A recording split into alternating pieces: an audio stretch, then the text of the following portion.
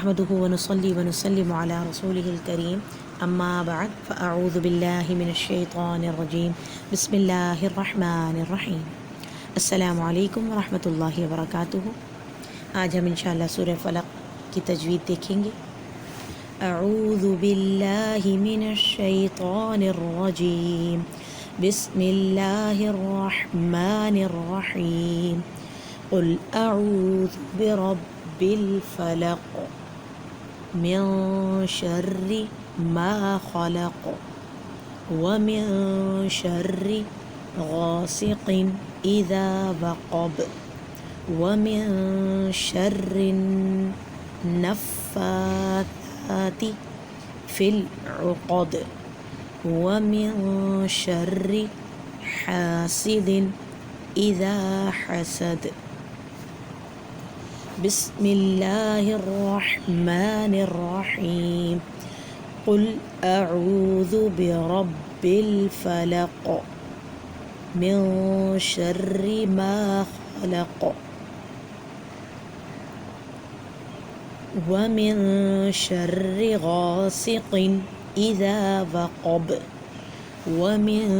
شر النفاثات في العقد ومن شر حاسد اذا حسد۔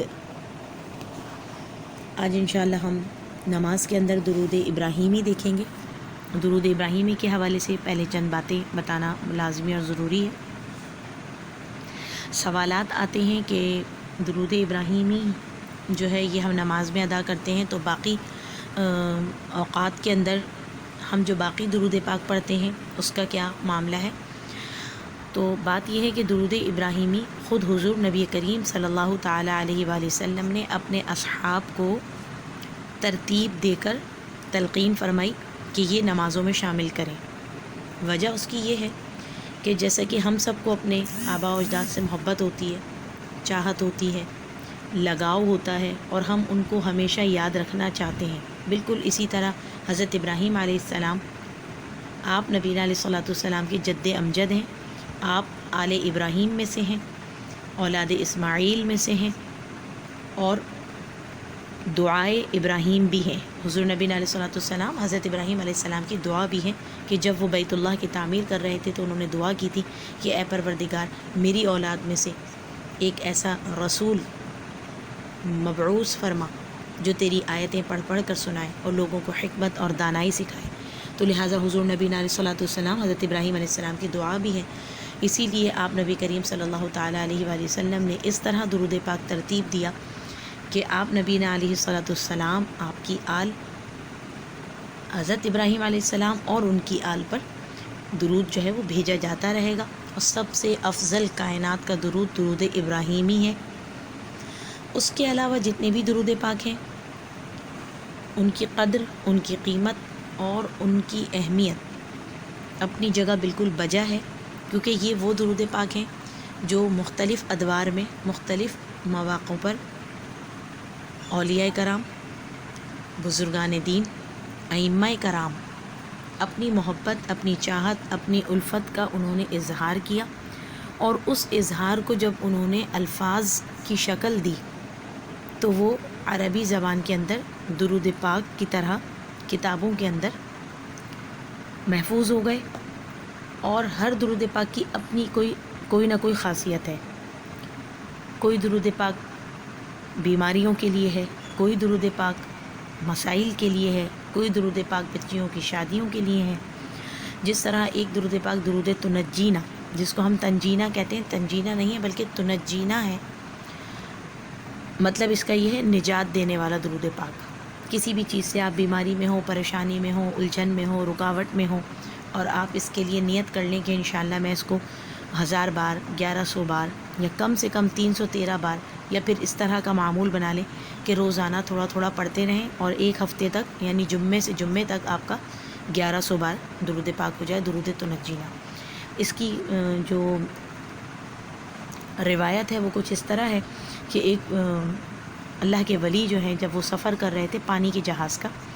یہاں تک کہ پانی کا جہاز جو ہے وہ لہروں نے بالکل ڈبونے کے قریب کر دیا،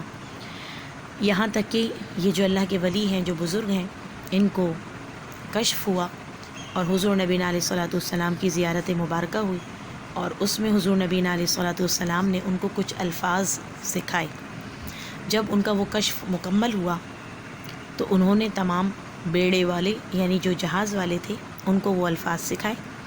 اور اس کی تعداد جو ہے وہ 1000 بار بتائی گئی تھی،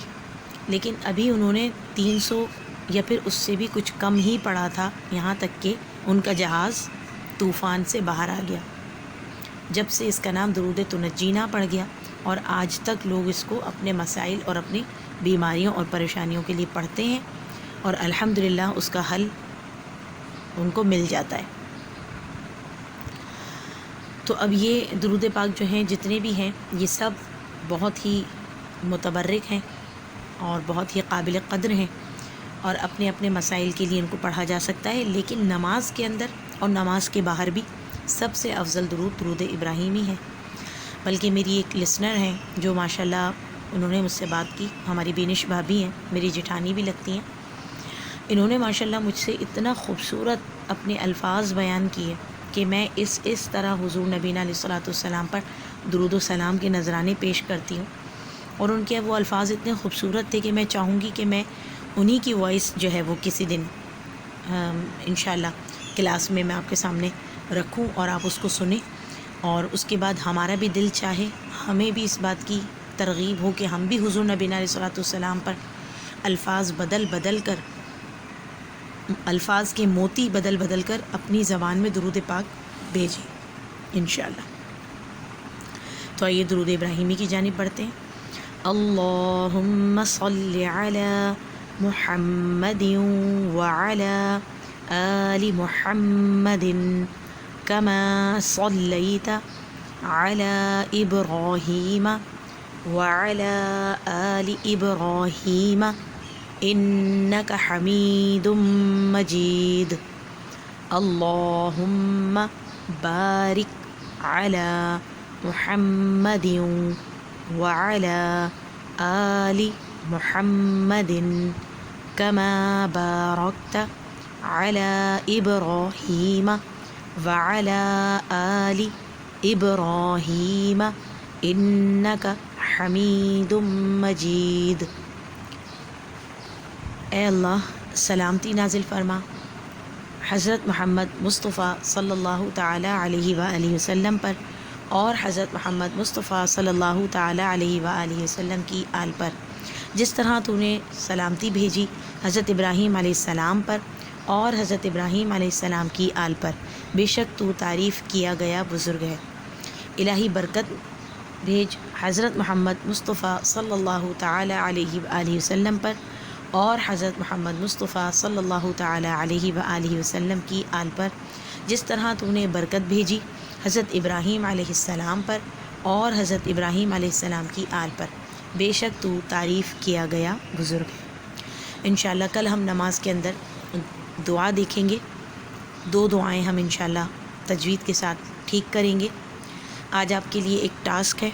اور وہ یہ ہے جس کو آپ کو پورا کرنا ہے انشاءاللہ،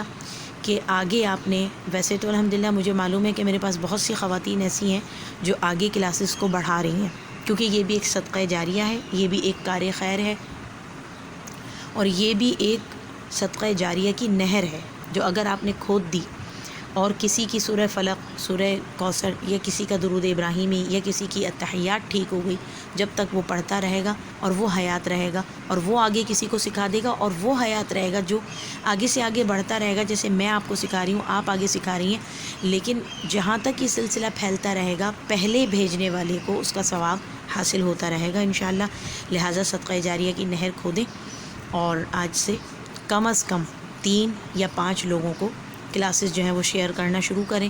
تاکہ اللہ تعالیٰ ہمارے لیے ہمارے اس علم کو صدقہ جاریہ بنا دے، کیونکہ حضور نبی علیہ الصلوۃ والسلام نے جو 3 چیزیں بیان فرمائی کہ ایک تمہارا علم، ایک نیک اولاد، اور ایک تمہارا مال